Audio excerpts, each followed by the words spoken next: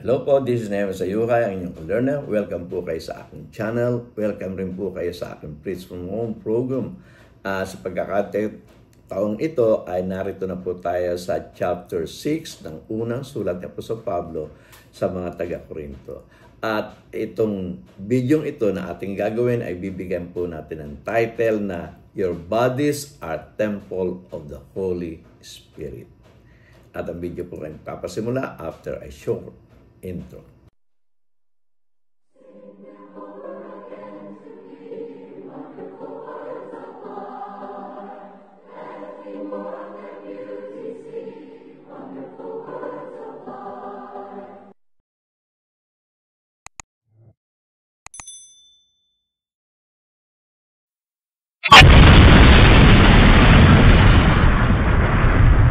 Magandang gabi mga kapatid, muli tayo mag-aral ng banal na salita. Sa pagkakataong ito ay narito na po tayo sa chapter 6. Tatandaan nyo, sulat na po sa Pablo sa mga taga-Corinto, sinimulan niya sa chapter 1, chapter 2, chapter 3, chapter 4, na kung saan ay tinatalakay niya yung pagkakampi-kampi, pagkahiwa-hiwalay ng mga magkakapatid doon po sa loob ng isang iglesia lokal na kung natin ay Corinto. At ito ay ninais niya po sa Pablo ng mga solusyonan. At sa chapter 5 naman po ay tinalakay niya ang may kinalaman sa fornication. No? Na sinasabi niya nga na meron sa loob ng iglesia na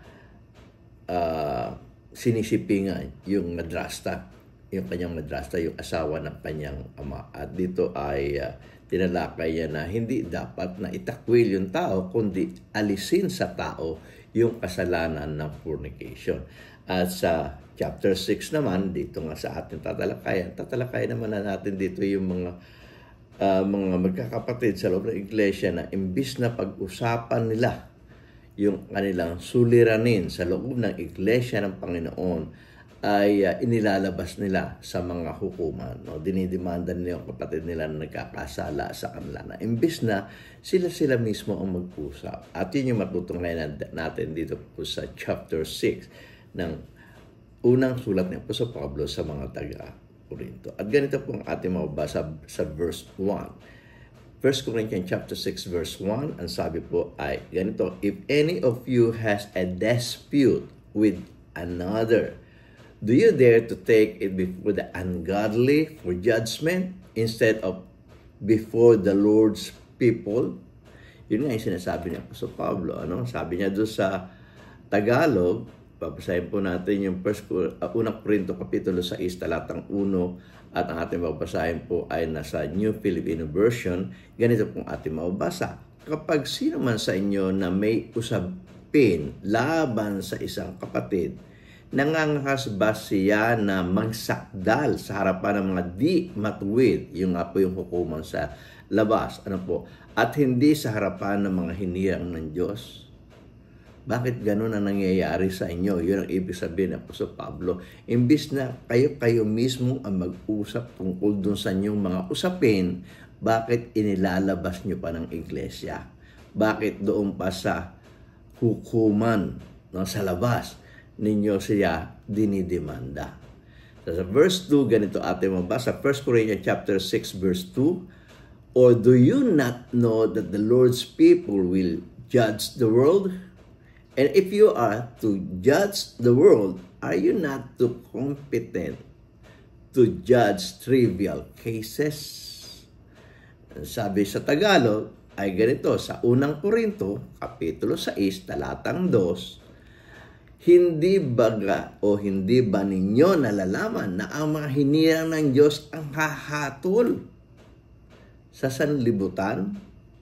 At kung ang sanlibutan ay hahatulan sa pamamagitan nyo, hindi ba ninyo kayang humato sa pinakamaliit na bagay? Yung maliliit na usapin, bakit hindi nyo lang pag-usapan sa loob ng iglesia ng Panginoon? Yun sinasabi na po sa Pablo. Bakit inilalabas nyo pa? No? Samantalang inatang nga sa inyo ng Diyos na hatulan ang sanlibutan. may tiwala ang Diyos sa inyong kakayanan na kaya niyong hatulan ang sanlibutan. Pero yung mga maliliit na usapin sa loob ng iglesia, inilalabas niyo pa. Yan yung sinasabi ni Apostol Pablo dito. Sa verse 3, 1 Corinthians chapter 6 verse 3, ganito ating mabasa. Do you not know that we will judge angels? How much more the things of this life? Kung makikita natin, una sinabi niya, kakatulan yung sanlibutan, tapos yung maliit na bagay na kaya niyo namang hatulan, inilalabas niyo pa. Ngayon nga, ang anghel hakatulan niyo Di ba? Pero yung mga bagay na pang dito sa lupa, hindi nyo kayang hatulan. Sa Tagalog, ganito ating mabasa, hindi ba ninyo nalalaman at tayo ang hahatol sa mga anghel? Gaano pa kaya ang mga bagay tungkol sa buhay na ito? So, kaya nga nating hatulan yung anghel Ipauubaya nga ng Diyos sa atin ang paghatol sa mga anghel. Yung buhay natin dito sa mundo, hindi natin kayang hatulan. No? So, minumulat ni Apostol Pablo ang taga-Corinto. No, dapat na kung may usapin sa loob ng iglesia, pag-usapan ito sa loob ng iglesia at huwag nang ilabas. Kung may usapin sa bagay na naandito sa mundo, sa ating pamumuhay, huwag nang ilabas kanino man. Yung bagay na spiritual tayo nga hahatol tapos yung bagal na physical, hindi natin kayang hatulan. Sa verse 4, ganito ating mabasa. 1 Corinthians chapter 6 verse 4, therefore, if you have disputes about such matters, do you ask for a ruling from those whose way of life is scorned in the church? Ito pa isang masahol. May problema. Kung sino pa yung kaliit-liitan sa loob ng iglesia, yung ba tinatanong? May papayo nun. Di ba? O sa Tagalog, ganito ating mabasa. Unang Korinto, Kapitulo 6, talatang 4. Kung kayo'y may mga usapin, may kinalaman sa araw-araw na buhay na ito, itinagaba ninyo hukom ang mga taong hindi naman kilala sa loob ng iglesia. So, hindi ninyo alam kung anong gagawin pag mayroong nangyayaring issue. Hindi nyo nga ilalabas yung usapin. Ang hihingay nyo naman ng advice, ang hihingay nyo naman ng paghatol, yung mga tao hindi naman kilala sa iglesia, yung mga tao hindi naman kumikilos sa loob ng iglesia. So, hindi nyo ma-focus kung saan dapat. Okay? Sa 1 Corinthians chapter 6 verse 5, ganito naman ang ating mababasa. I say this to shame you. Is it possible that there is nobody among you wise enough to judge a dispute between believers? Kakaya kayo. No? Kahit wala bang matalino sa inyo na harapin yung usapin ng bawat isa sa inyo? Kung may mga usapin na dapat upuan, ganito ang mababasa natin sa Tagalog. Sinasabi ko ito upang mapahiya kayo. Wala ba ni isang marunong diyan sa inyo na maaaring magpasya sa usapin ng mga magkakapatid? Yun ang nga sinasabi ni Apostol Pablo. Kaya naman natin pag-usapan sa loob ng iglesia. Bakit inilalabas pa ang usapin? No? Kaya nga, miski doon sa usapin ng isang lokal, hindi pwedeng i-brought out doon sa labas, so kabilang lokal. Dapat sa loob lang. Ang nangyayari ko minsan, usapin sa isang lokal, inilalabas sa lahat ng lokal. So, imbis na ma-resolve ang problema, lalong lumalala. Yun yung sinasabi ng Apostol. Ito nagkokos din ng ng division. Kasi ang pangunahin talagang problema ng Korinto ay nanganganib na magkaroon na nga ng division. At isa ito sa magiging cause ng division kung hindi ito masusolusyonan. Okay, so 1 Corinthians chapter 6 verse 6, ang sabi, but instead, one brother takes another to court, and this is in front of unbelievers. Kaya nga, walang nakikialaw sa usapin na magkakapatid sa loob ng iglesia lokal na ilalabas. Inilalabas. Yung problema, dinidemanda ang kapatid. Doon sa mga hukuman. Imbis na pag-usapan sa loob ng church. Sa Tagalog, ganito ating mabasa. Unang Korinto Kapitulo 6, talatang 6. Sa halip, may kapatid na nagsasakdal laban sa kapatid sa harapan pa naman ng mga hindi nananampalataya. Ano nga maipapayo? Ano ang maihahatol ng isang hukom na taga-sanlibutan? Di ba? Wala. Ang mangyayari pa ngayon, mapupulaan pa ang iglesia ng Panginoon. Di ba? Ano sasabihin ng hukom sa labas? Itong mga ito, imbis na mag-usapan na lang doon sa kanila, dinadala pa dito sa akin. Anong klaseng religion ang mga yan? Di ba? Kuminsan nadadama yan. Sino ba ang Diyos ng kanilang? Di ba? Kuminsan gano'n ang nangyayari. Nakakahiya. Iyon ang sinasabi ng Apostol Pablo. Nakakahiya nangyayari. Imbis na kayo-kayong mag-usap, inilalabas niyo pa. Okay, unang Korinto, 1 Corinthians chapter 6 verse 7, ganito ating mabasa. The very fact that you have lawsuits among you means you have been completely defeated already. Why not rather be wrong? Why not rather be cheated? Bakit hindi na lang magsakripisyo ang bawat isa? No? Kapag nilabas nyo yan, yan ay katalunan sa inyo. Diba, paano pa kayo makakikaya? Diba? Paano pa lalago ang church? Sila nga, hindi na naman resolve yung problema. Ba't pa ako papasok dyan? Yan ang mangyayari. Sa Tagalog, ganito ating mabasa. Unang Korinto, Kapitulo 6, talatang 7. Sa katunayan, ang magkaroon kayo ng usapin laban sa isa't isa, sa isa ng pagkat ulitin ko uli ang pagbasa.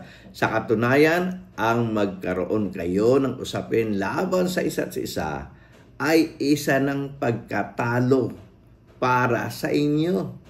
Bakit hindi na lamang ninyo tanggapin na kayo'y kayo'y apihin?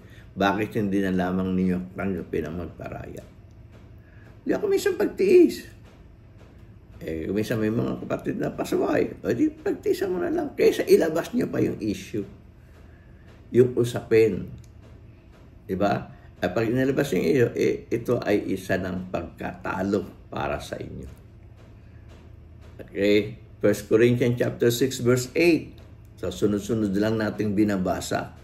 At iyon nga ang ating ginagawa dito. No? Sa ating pong ginagawang video, sa ating pag-aaral ba ng salita ay hindi tayo lumalaktaw kung ano mismo yung isinulat ng sumulat para maintindihan ng bumabasa, no, yung tumanggap na sulat.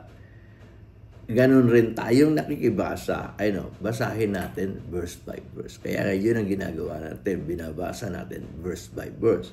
At ngayon, nasa verse 8 na tayo. 1 Corinthians chapter 6 verse 8, ganito ating mabasa. Instead, you yourselves cheat and do wrong, and do you this to your brothers and sisters. Imbis na kayo magparaya, imbis na kayo ang magpapi, kayo nga mismo yung umaapi at gumagawa ng ng pang-aapi sa inyong mga kapatid. No? Sa Tagalog, ganito ating basa, ngunit kayo mismo ang nang-aapi, kayo mismo yung nandaraya, at ito'y sa mga kapatid pa naman ninyo. Sabi ni Apostol Pablo, kayo na lang magpaapi, kayo na lang magparaya. Pero baliktad kayo nga yun ang aapi sa mga kapatid ninyo, kayo rin yung nandaraya sa mga kapatid ninyo. So, hindi nga mariresolve ito. Okay. 1 Corinthians chapter 6 verse 9, sabi, or do you not know that wrongdoers will not inherit the kingdom of God?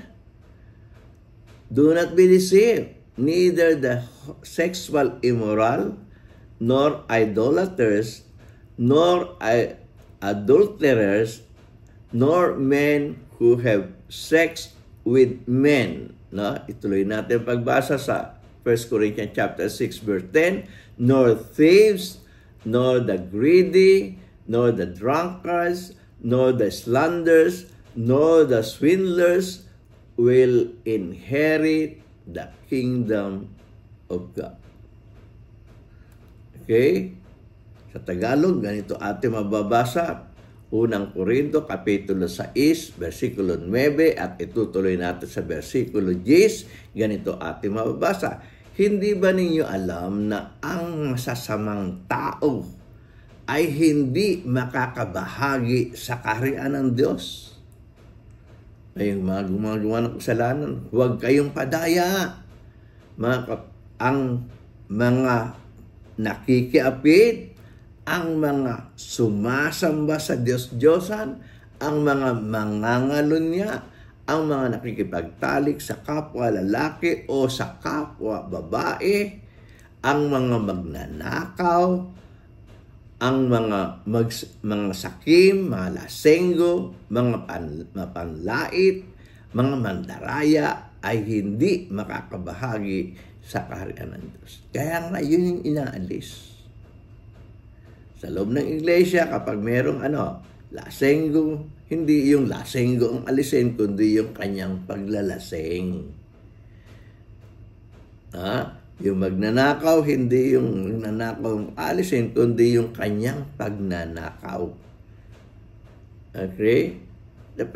In church nga kaya ka na ipasok dyan, dahil mula sa sanlibutan, ikaw'y makasalanan, inalis sa iyo ang kasalanan para mapunta ka sa loob ng iglesia ng Panginoon. At para ma-maintain ka sa loob ng iglesia ng Panginoon, kung ikaw may nagkasala, alisin sa iyo ang kasalanan. Sapagat tayong narito na sa church, kung tayo ay mababalik pa dun sa ating nakaraan, hindi tayo makapapasok sa kanyang kaharian. Okay? So sa 11, ganito ating mabasa. 1 Corinthians chapter 6 verse 11 ay ganito. And that is what some of you were. Some of you magnanakaw, some of you fornicators, some of you, diba? Lahat kayo naging ganyan. No? And that is what some of you were. But you were washed, nalinis na kayo. You were sanctified. You were justified in the name of our Lord Jesus Christ by the Spirit of God. So, instead na itakwil natin ang isa't isa, instead na tayo ay mag-divide, kung ano yung naging kasalanan natin, alisin na. No, yun Sapagkat nung una ganun kayo, pero binago kayo ng ating Panginoon Kristo. Sa Tagalog ang sabi, at ganyan ang ilan sa inyo noon. Ngunit hinugasan na nga kayo Ginawa na kayong banal. Itinuring na matuwid sa pangalan ng Panginoong Kristo at ng Espiritu ng Diyos. Kaya kung may kapatid tayo nagkasala, hindi yung kapatid natin itakwil, kundi paalalahanan natin, kapatid. Dati kang ganyan, bumalik ka na naman. Samantalang, nang ikaw ay ipasok ng ating Panginoon Kristo sa iglesia, hinugasan ka na, binanal ka na, at itunuring ka ng matuwid nung ikaw ay idinagdag sa loob ng iglesia. Kaya dapat mawala sa iyo yun, no? Mawala sa iyo yung bagay na yun. Sapagkat yun ay inalis na nga, binalikan mo pa. Yun ang dapat maisabi doon sa kapatid. Hindi yung nagkaroon ng kasalanan, itinakwil. Ay, paano kayo? Pag tinakwil mo ang isang magnanakaw, ang magiging kasama niya sa labas, magnanakaw, na hindi na yan sasabihan pa na bumalik ka sa iglesia o bumalik sa Panginoon. So, tuloy-tuloy lang natin ang pagbasa. 1 Corinthians chapter 6, verse 12. Ganito ating mabasa. I have the right to do anything. You say, but not everything is beneficial. I have the right to do anything, but I will not be mastered by anything. Sa Tagalog, ganito ang ating mabasa. 1 Korinto, kapitulo 6, talatang 12. Maari kong gawin ang lahat ng mga bagay, ngunit hindi lahat ng bagay ay kapaki-pakinabang. Maari kong gawin ang lahat ng mga bagay, ngunit hindi ako magpapasakop sa kapangyarihan ng anuman. Okay? Sa 1 Corinthians chapter 6, verse 13, ganito ating basa. You say food for the stomach and the stomach for food, and God will destroy them both. The body, however, is not meant for sexual immorality, but for the Lord, and the Lord for the body. Ganito natin mababasa yan sa Tagalog. 1 Korinto kapitulo 6, talatang 13, ang pagkain ay para sa tiyan, at ang tiyan ay para sa pagkain. Ngunit ang mga ito'y kapwa wawasakin ng Diyos. Subalit ang katawan ay hindi para sa pakikiapid, kundi para sa Panginoon. At ang Panginoon ay para sa sa katawan. Kaya mahalagang katawan natin. At itong katawang ito, pagkamat ito ay binigyan ng sexual desire, hindi ito ginawa para ikaw ay maging mapakiapid. Sapagkat ginawa yan para sa Panginoon. Para iyong lubalatiin ang Panginoon sa pamagitan ng iyong katawan. 1 Corinthians chapter 6, verse 14 to 15, ganito ating mabasa. By His power, God raised the Lord from the dead. And He will raise us also. Do you not know that your bodies are members of Christ Himself? Shall I then take the members of Christ and unite them with a prostitute? Never. Sabi ni Apostol Pablo. So, sa Korinto kapitulo 6, talatang 14 hanggang 15, sa Tagalog natin babasahin, sa muling binuhay ng Diyos ang Panginoon. At muli rin niyang tayong bubuhayin sa pamagitan ng kanyang kapangyarihan. Hindi ba ninyo alam na ang inyong mga katawan ay bahagi ni Kristo? Kaya nga kung si Kristo binuhay na muli, dahil bahagi tayo ni Kristo, tayo rin ay bubuhayin na muli. Tuloy natin. Basahin natin sa umpisa uli. Muli, binuhay ng Diyos ang Panginoon at muli rin niyang tayong bubuhayin sa pamagitan ng kanyang kapangyarihan. Hindi ba ninyo na alam na ang inyong mga katawan ay bahagi ni Kristo? Kaya't kukuha baga ako ng bahagi ni Kristo at gawin kong mga bahagi ng isang bayarang babae? Huwag na akong mangyari. Kung ako'y bahagi na ng katawan ni Kristo, ako'y para kay Kristo na. At hindi ko gagamitin ang katawang ito sa para ako'y magkasala pa, ibigay sa sa mga bayarang babae. Okay. 1 Corinthians chapter 6, verse 16. Ganito ating mabasa. Do you not know that he who unites himself with a prostitute is one with her in body, for it is said the two will become one flesh. Diba? Kapag ikaw ay gumamit ng prostitute, makakaisang laman mo siya. Sapagkat yun ang sinabi, ang dalawa ay magiging isang laman.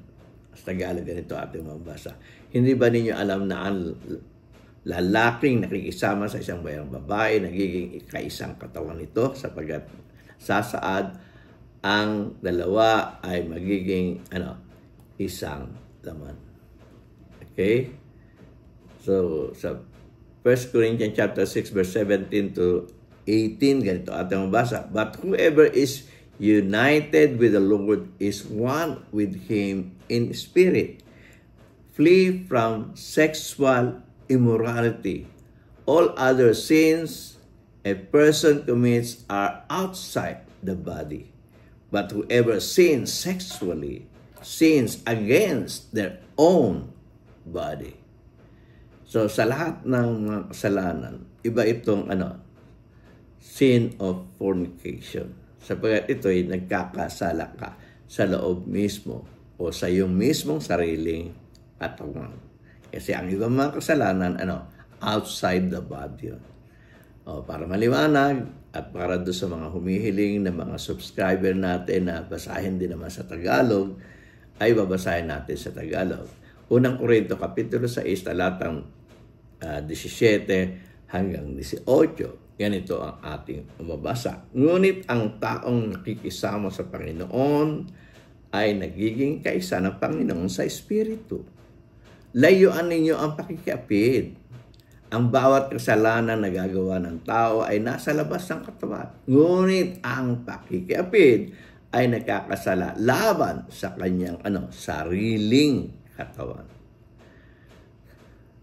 1 Corinthians chapter 6 verse 19 to 20, ganito ating mabasa. Do you not know that your bodies are temples of the Holy Spirit who is in you, whom you have received from God?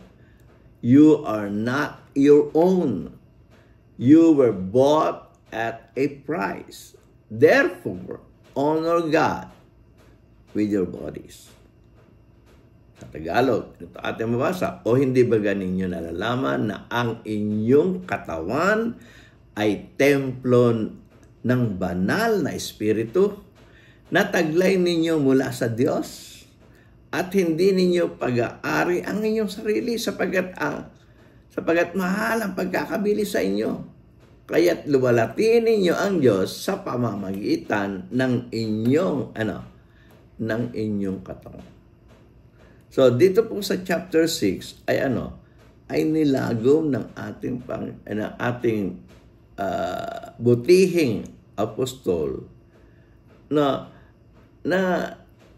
tayo ay ay tinawag upang maging banal, tayo ay magpakabanal.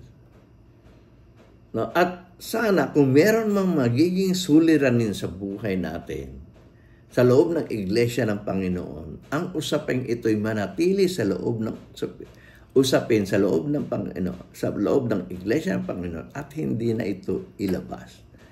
Kaya naman nating resolbahan kung ano man ang nagiging problema sa loob ng iglesia ng Panginoon.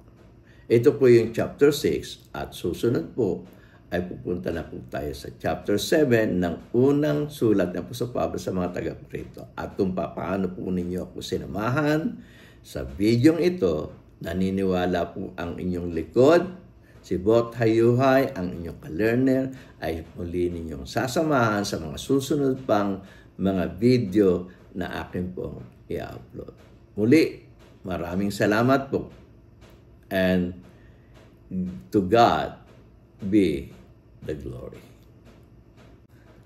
Kung nagustuhan po ninyo ang video ito, sana po ay mag-subscribe kayo. I-ring nyo na rin yung bell para sa ganun ay ma-notify kayo sa mga susunod pang video na akin pong i-upload. At sana po ay i-like nyo na rin po ang video ito para sa ganun marami pong ma-encourage sa manood. At kung gusto nyo pong makabahagi sa nag-utos ng ating Panginoon Kristo na ipangaral ng Ebanghelyo sa lahat ng kinapal, i-share niyo po ito sa inyong mga kaibigan. At kung meron po kayong comment, sana po ay mag-comment kayo. At huwag niyo kalilimutan ang mga video ito nasa inyong harapan. At kung gusto niyo mag-subscribe, pindutin niyo lang po itong bilog sa akin pong likuran. Muli, ako po si Nehemia Sayuhay, ang inyong ka-learner. Labis po ako nagpapasalamat sa inyo. To God be the glory.